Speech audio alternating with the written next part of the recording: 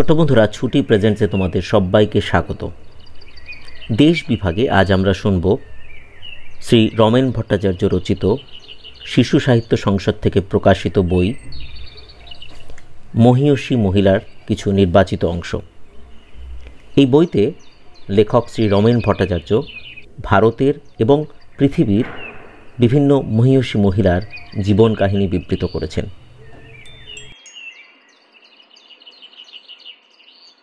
পণ্ডিতা রমাবাই 1858 থেকে 1922। প্রায় 150 বছর আগেকার কথা। সে সময় পশ্চিমঘাটে ম্যাঙ্গালোরের কাছে অনন্ত শাস্ত্রী নামে এক মারাঠা ব্রাহ্মণ ছিলেন। অনন্ত শাস্ত্রীর ছোট মেয়ের নাম রমাবাই। রমাবাই খুব বুদ্ধিমতী ও মেধাবী ছিলেন। সেকালে যদিও মেয়েদের লেখাপড়া শেখানোর রীতি ছিল না, তবু মেয়ের আগ্রহ দেখে অনন্ত শাস্ত্রী নিজেই তাকে পড়াতে লাগলেন। মেধাবী রমাবাই মাত্র কয়েক বছরের চেষ্টায় সংস্কৃত ও অন্যান্য কয়েকটি ভাষা শিখে ফেলেছিলেন। পরে তিনি ভারতীয় ধর্মশাস্ত্র, দর্শন ও সংস্কৃতি বিষয়ে অনেক পড়াশুনো করে গভীর পাণ্ডিত্য লাভ করেছিলেন। 16 বছর বয়সে রমাবাই মা বাবাকে হারিয়ে ভাইয়ের সঙ্গে ভারতের নানান জায়গায় ঘুরে বেড়ান। 20 বছর বয়সে রমাবাই কলকাতায় আসেন। তার পাণ্ডিত্য ও শাস্ত্রজ্ঞানের পরিচয় পেয়ে নবদ্বীপের পণ্ডিত মণ্ডলী তাকে পণ্ডিতা ও সরস্বতী আখ্যা দিয়েছিলেন। সারা ভারতবর্ষ ঘুরে রমাবাই দেখেছিলেন মেয়েদের লেখাপড়া শেখানোর ব্যবস্থা কোথাও নেই। বাপের আদর্শে রমাবাই স্ত্রী শিক্ষার পক্ষপাতী ছিলেন এবং এই ব্যাপারে তিনি উদ্যোগী হয়েছিলেন। রমাবাই বাংলা ও আসামের বিভিন্ন জায়গা ঘুরে স্ত্রী শিক্ষার পক্ষে ও জাতিভেদের বিপক্ষে প্রচার অভিযান করেছিলেন। তার বক্তব্যের সমর্থনে তিনি শাস্ত্র থেকে ভুরি ভুরি প্রমাণ ও উদ্ধৃতি দিয়েছিলেন। পুণ্যশ্লোক ঈশ্বরচন্দ্র বিদ্যাসাগর রমাবাইয়ের এইসব কাজের ভূয়সী প্রশংসা করেছিলেন। শ্রীহট্টের শ্রী বিপিন বিহারী দাসের সঙ্গে রমাবাইয়ের বিবাহ হয়। দুর্ভাগ্যবশত প্রায় 1.5 বছর পরে বিপিন বিহারী মারা যান। রমাবাই শিশুকন্যা মনোরমাকে নিয়ে ভাগ্য বিপর্যয়ে পড়েছিলেন, কিন্তু ভাগ্যের কাছে তিনি পরাজয় স্বীকার করেননি, বরং তিনি আরও ব্যাপকভাবে স্ত্রী স্বাধীনতার জন্য আন্দোলন শুরু করেন। এই উদ্দেশ্যে তিনি পুনা শহরে আর্য মহিলা সমাজ নামে একটি প্রতিষ্ঠান গঠন করেন এবং স্ত্রী শিক্ষা ও স্ত্রী স্বাধীনতার জন্য মহারাষ্ট্র ও গুজরাটে প্রচার আরম্ভ করেন। পুরুষদের মতো মেয়েদেরও যে শিক্ষিত করে তোলার শাস্ত্রের বিধান আছে, প্রাচীন ভারতে যে মেয়েদের লেখাপড়ার ব্যবস্থা ও স্বাধীনতা ছিল, এসব কথা রমাবাই প্রচার করতেন। কিন্তু সেকালে রক্ষণশীল হিন্দুগণ এসব প্রচার করতেন না এবং পছন্দ করতেন না, তাই তারা নানাভাবে রমাবাইকে উৎপীড়ন করেছিলেন। 24 বছর বয়সে রমাবাই খ্রিস্ট ধর্মে দীক্ষা নেন এবং বিলাত যান। সেই সময় বিলেতে মেয়েদের উচ্চশিক্ষার জন্য কয়েকটি কলেজ স্থাপিত হয়েছিল। এই কলেজগুলির মধ্যে চেন্টেনহ্যামের মহিলা কলেজ ছিল সকলের সেরা। রমাবাই এই কলেজের সংস্কৃত ভাষার অধ্যাপিকা নিযুক্ত হয়েছিলেন। যে যুগে ভারতে মেয়েদের লেখাপড়া শেখানোর রীতি ছিল না, সে যুগে একজন ভারতীয় মহিলার পক্ষে বিলাতের একটি বিখ্যাত কলেজের অধ্যাপিকা হওয়া কম গৌরবের কথা নয়। রমাবাই কয়েক বছর সম্মানের সঙ্গে চেল্টেনহ্যাম শহরে কলেজে অধ্যাপনা করতেন। পরে তিনি আমেরিকায় গিয়েছিলেন এবং কিন্ডারগার্টেন পদ্ধতিতে শিক্ষা করেছিলেন। আমেরিকার বিভিন্ন শহরে তিনি ভারতের ধর্ম ও সংস্কৃতি বিষয়ে অনেক বক্তৃতা করেছিলেন।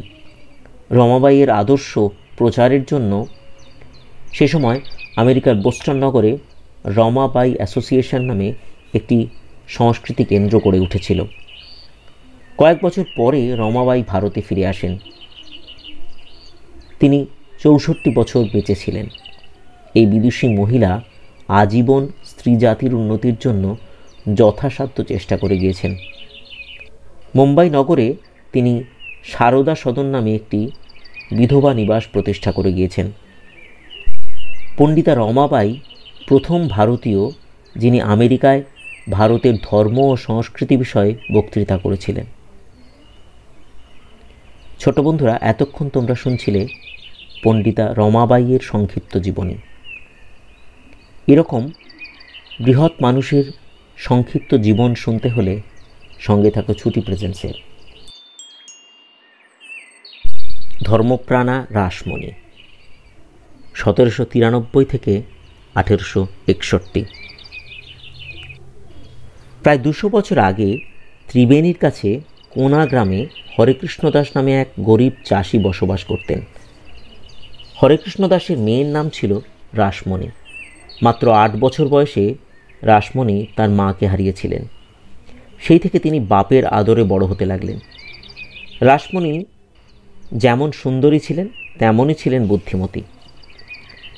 11 বছর বয়সে কলকাতার জানবাজারের জমিদার রাজচন্দ্রের সঙ্গে রাসমণির বিবাহ হয়। স্বামীর কাছে রাসমণি কিছু লেখাপড়া শিখেছিলেন, কিন্তু লেখাপড়া শিখে এবং প্রচুর ঐশ্বর্যের মধ্যে বসবাস করেও গরিব মেয়ে রাসমণি গরিব মানুষের কথা ভোলেননি। তিনি 2 হাত ভরে গরিব দুঃখীদের অন্ন বস্ত্র দান করতেন। রাজচন্দ্রের পুত্র সন্তান ছিল না। এজন্য রাজচন্দ্রের মৃত্যুর পর রানী রাসমণি তাদের জামাতা মথুরামোহনকে বিষয় সম্পত্তি দেখাশোনার ভার দেন। রাসমণি দান ধ্যান করে পূজা পাঠ করে সময় কাটাতেন। সে সময় আমাদের দেশে শাসনকর্তা ছিলেন ইংরেজ ইস্ট ইন্ডিয়া কোম্পানি। ইংরেজরা নানা অজুহাতে গরিব মানুষদের কাছ থেকে কর আদায় করত। যেসব জেলে গঙ্গায় মাছ ধরে জীবিকা চালাতো, ইংরেজ সরকার তাদের উপর জল কর ধার্য করে।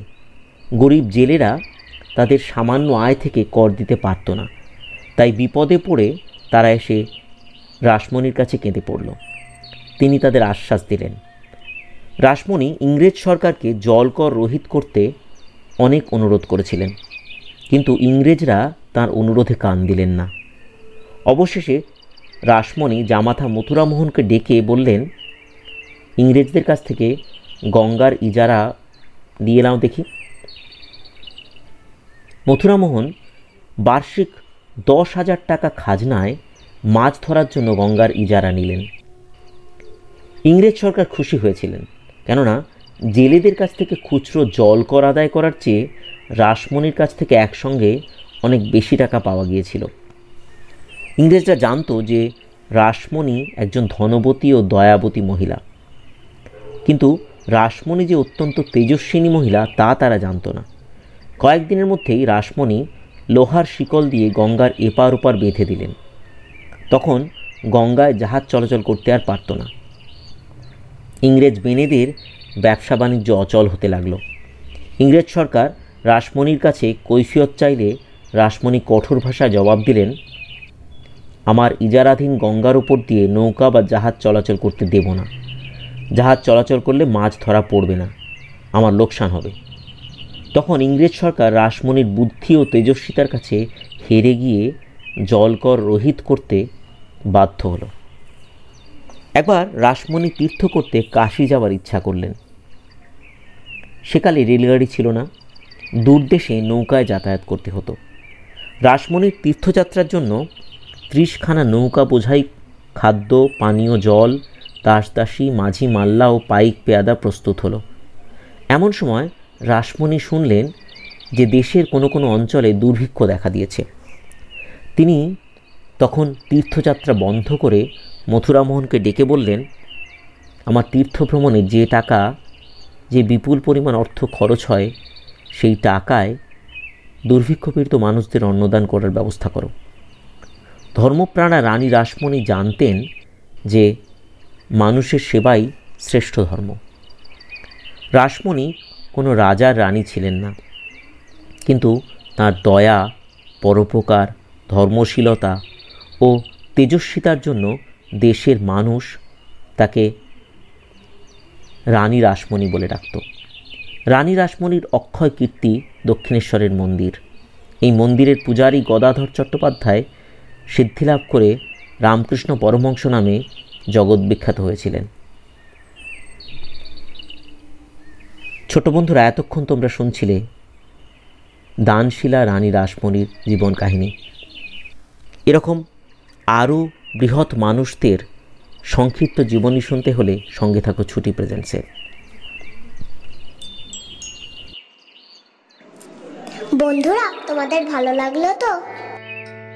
বন্ধুরা, আমাদের এই উপস্থাপনা ভালো লাগলে অবশ্যই সাবস্ক্রাইব বাটনে ক্লিক করো আর বেল আইকন প্রেস করো।